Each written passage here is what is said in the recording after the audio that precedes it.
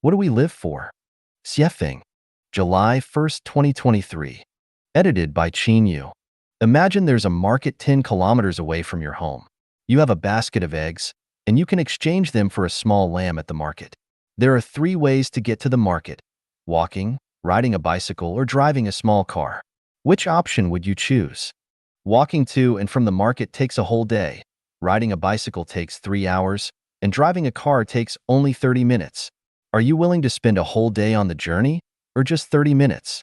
This involves our perspectives on the purpose of our life. Those who spend a day traveling to the market have a leisurely lifestyle. They only raise 10 chickens, which in 10 days lay enough eggs to exchange for a small lamb. Those who ride bicycles need to raise 20 chickens, 10 chickens worth of eggs for a bicycle and another 10 chickens worth for a lamb. Those who drive cars need to raise 100 chickens, 90 chickens worth of eggs for a car and its maintenance, and 10 chickens worth for a lamb. Let's start by calculating who has more leisure and who is busier. It takes a whole day for someone to walk to and from the market, while those who drive spend only 30 minutes. Without a doubt, those who drive to the market save a significant amount of time.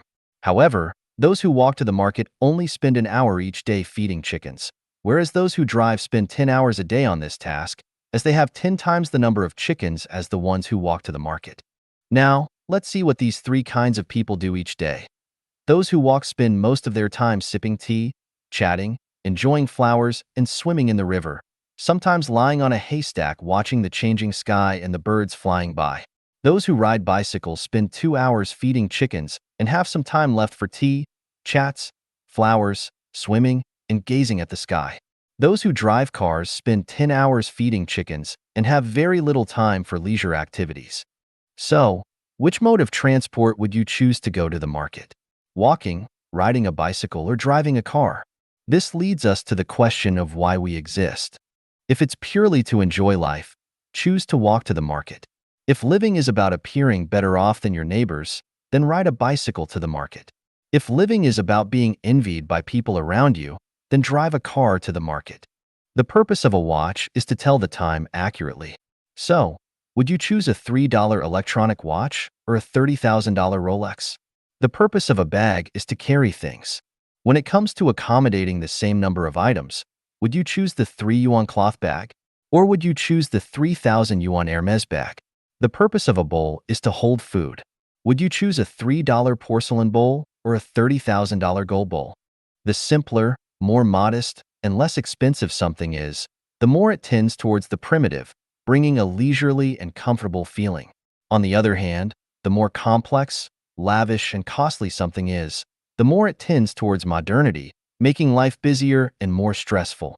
Whatever possessions we have will always occupy our time, energy, and mind. The more we have, the busier and more troubled we become. When one possesses everything, the true meaning of life is lost. When one has nothing, the true meaning of life is found. Every day, when we do things, we should ask ourselves whether we're doing them willingly and joyfully or under compulsion. With the advent of convenient and efficient devices like smartphones, computers, cars, and airplanes, are we more relaxed or busier?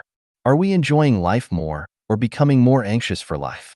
The more we use smartphones, the more we might notice ourselves becoming controlled by them. As we accumulate knowledge and wisdom, gather more information daily, and broaden our horizons, do we sometimes feel overwhelmed? Do we find ourselves feeling smaller, lost, and struggling to find the value and meaning of our existence?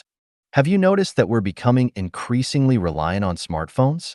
With the development of technology, especially the birth and advancement of artificial intelligence, there might come a day when people suddenly ask, "Where are the people? Where am I?"